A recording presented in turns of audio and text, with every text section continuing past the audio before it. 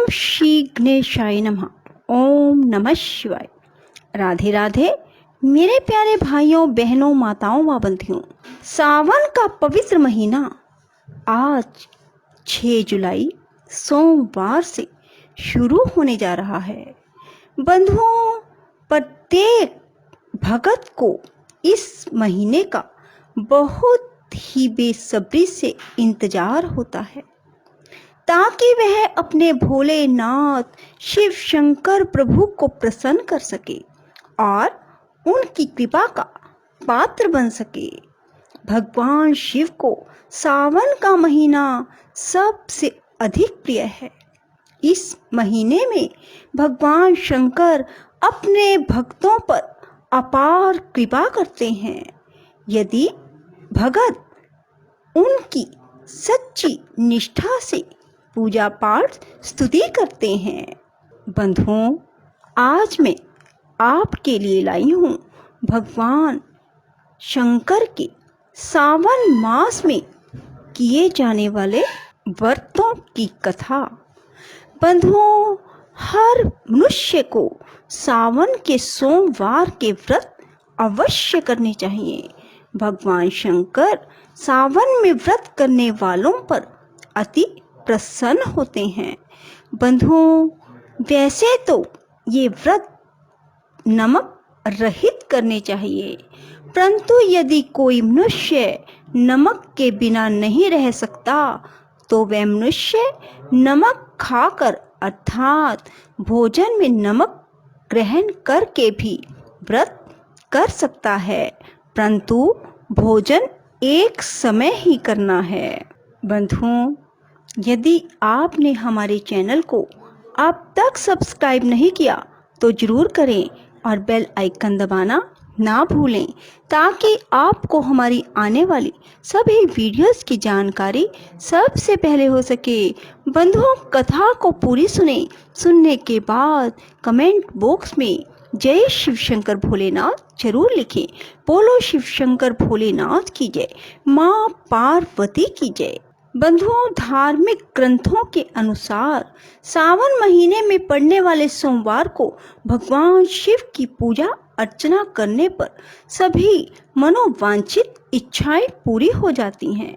इस दिन व्रत करने वाले मनुष्य की हर मनोकामना पूरी होती है, उसे मनचाहा वरदान मिलता है। इस महीने में लोग सुखी विवाहित जीवन की कामना के लिए व्रत रखते हैं। कुंवारी लड़कियां और लड़के अपनी शादी के लिए व्रत करते हैं। जिनका बिजनेस नहीं चल रहा वह अपने बिजनेस को चलाने के लिए भगवान शिव को प्रसन्न करने के लिए व्रत रखते हैं। भगवान शिव की पूजा के लिए सुखी वैवाहिक जीवन की कामना से सावन सोमवार व्रत जरूर करें और जिनकी भी जो इच्छा है वह इच्छा मन में रखकर व्रत करें।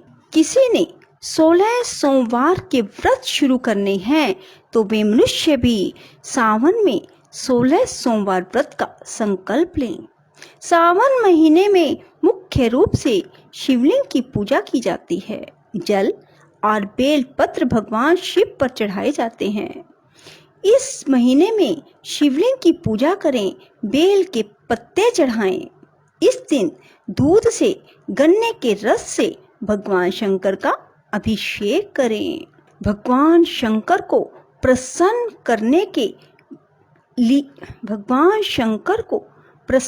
करने के लिए बहुत से विशेष पूजन और उपाय भी किए जाते हैं। बंधुओं, यदि आप सावन सोमवार के व्रत नहीं कर पा रहे तो सावन सोमवार व्रत कथा जरूर सुने। सावन सोमवार व्रत कथा के अनुसार अमरपुर नाम के नगर में एक धनी व्यापारी रहता था। वह बहुत बड़ा शिव भक्त था, लेकिन वह बहुत दुखी था क्योंकि उस व्यापारी के कोई पुत्र नहीं था। दिन रात उसे एक ही चिंता सताती, उसकी मृत्यु के बाद उसके इतने बड़े व्यापार और धन संपत्ति को कौन संभालेगा। पुत्र पाने की इच्छा से वह व्यापारी और उसकी पत्नी प्रति सोमवार भगवान शिव की पूजा और व्रत करते। उनकी भक्ति देखकर एक दिन पार्वती माँ ने भगवान शिव जी से कहा, हे प्राणनाथ, यह व्यापारी आपका सच्चा भगत है। कितने दिनों से यह सोमवार का व्रत और पूजा नियमित रूप से कर रहा है, परंतु भगवान आप इस व्यापारी की मनोकामना अवश्य पूर्ण करें। भगवान शिव ने मुस्कुराते हुए कहा, हे पार्वती, इस संसार में सबको अपने कर्म के अनुसार फल की प्राप्ति होती है। प्राणी जैसा कर्म करते हैं उन्हें वैसा ही फल मिलता है। इसके बावजूद पार्वती जी नहीं मानी। उन्होंने आग्रह करते हुए कहा कि आपको इस व्यापारी की इच्छा पूरी करनी ही पड़ेगी। पार्वती का इतना आग्रह देखकर भगवान शिव ने कहा, तुम्हारे आग्रह पर मैं इस व्यापारी को पुत्र प्राप्ति का वरदान देता हूँ, लेकिन इसका पुत्र 16 वर्ष से अधिक जीवित नहीं रहेगा। उसी रात भगवान शिव ने स्वप्न में उस व्यापारी को दर्शन देके उसे पुत्र प्राप्ति का वरदान दिया और उसके पुत्र के 16 वर्ष तक जीवित रहने की बात बताई। भगवान के वरदान से व्यापारी को खुशी तो हुई, लेकिन पुत्र की अल्प आयु की चिंता ने उस खुशी को नष्ट कर दिया। व्यापारी पहले की तरह सोमवार का विधिवत पूजन करता रहा, व्रत करता रहा। कुछ महीनों के बाद उसके घर अति सुंदर पुत्र उत्पन्न हुआ। पुत्र जन्म से व्यापारी के घर में खुशियां भर गई। बहुत धूमधाम से पुत्र जन्म का समारोह मनाया गया, लेकिन उस बालक की कम उम्र का रहस्य किसी और को नहीं पता था। जब उसका पुत्र 12 वर्ष का हुआ तो शिक्षा के लिए उसे वाराणसी भेजने का निश्चय किया गया। व्यापारी ने उसके मामा को बुलाया और कहा कि शिक्षा प्राप्त करने के लिए उसे वाराणसी छोड़ आओ। रास्ते में जहाँ भी रात्रि विश्राम के लिए ठहरते, वहीं यज्ञ करते, ब्राह्मणों को भोजन कराते। लंबी यात्रा के बाद वे लोग एक नगर में पहुंचे। वहां उस नगर में राजा की कन्या का विवाह था। निश्चित समय पर बारात आई, लेकिन वर का पिता अपने बेटे को एक आंख से काने होने के कारण बहुत चिंतित था। उसे इस बात का भय सता रहा था कि राजा को इस बात का पता चलने पर कहीं वह विवाह से इनकार ना कर दे, इससे उसकी बदनामी होगी। वर के पिता ने उस बालक को देखा तो उसके मस्तिष्क में एक विचार आया। उसने सोचा, क्यों ना इस बालक को दूल्हा बनाकर राजकुमारी से विवाह करा दूं। विवाह के बाद उसको धन देकर विदा कर दूंगा और राजकुमारी को अपने नगर में ले जाऊंगा। मामा ने धन मिलने के लालच में वर के पिता की बात स्वीकार कर ली। अमर को दूल्हे के वस्त्र पहनाकर राजकुमारी चंद्रिका से विवाह करा दिया। राजा ने बहुत सा धन देकर राजकुमारी को विदा किया। उस बालक ने राजकुमारी की ओढ़नी पर लिख दिया, राजकुमारी चंद्रिका, तुम्हारा विवाह तो मेरे साथ हुआ था। मैं तो वाराणसी में शिक्षा प्राप्त करने जा रहा हूँ। अब तुम्हें जिस नवयुवक की पत्नी बनना पड़ेगा वह कान्हा है। जब राजकुमारी ने अपनी ओढ़नी पर लिखा हुआ पढ़ा तो उसने काने लड़के के साथ जाने से इनकार कर दिया। राजा ने सब बातें जानकर राजकुमारी को महल में रख लिया। उधर अमर अपने मामा के साथ वाराणसी पहुंच गया। अमर ने गुरुकुल में पढ़ना शुरू किया। जब अमर की आयु 16 वर्ष हुई तो उसने यज्ञ किया। यज्ञ की समाप्ति पर ब्राह्मणों को भोजन कराया और खूब अन्न वस्त्र दान किए। रात को अमर अपने शयन कक्ष में सो गया। शिव के वरदान के अनुसार शयन अवस्था में ही अमर के प्राण उड़ गए। सूर्योदय पर मामा अमर को मृत देखकर रोने पीटने लगा। आसपास के लोग भी इकट्ठे हुए और दुख प्रकट करने लगे। मामा के रोने विलाप करने के स्वर समीप से गुजरते हुए भगवान शिव और माता पार्वती ने भी सुने। पार्वती जी ने भगवान से कहा, प्राणनाथ, मुझसे इसके रोने के स्वर सहन नहीं हो रहे। आप इस व्यक्ति के कष्ट अवश्य दूर करें। भगवान शिव ने पार्वती जी के साथ अदृश्य रूप में समीप जाकर अमर को देखा तो पार्वती जी से बोले, पार्वती, यह तो उसी व्यापारी का पुत्र है। मैंने इसे 16 वर्ष की आयु का वरदान दिया था। इसकी आयु तो पूरी हो गई।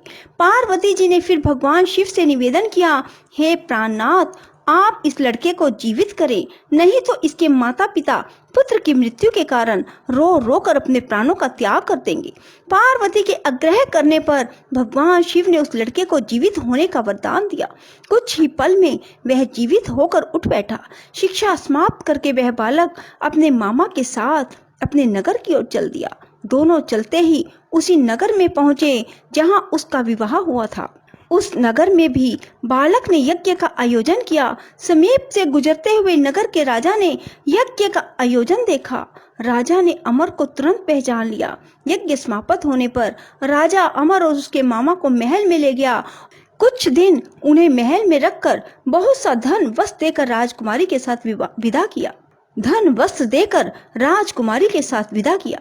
मामा ने नगर में पहुंचते ही एक दूत को घर भेजकर अपने आगमन की सूचना भेजी। अपने बेटे अमर के जीवित वापस लौटने की सूचना से व्यापारी बहुत प्रसन्न हुआ।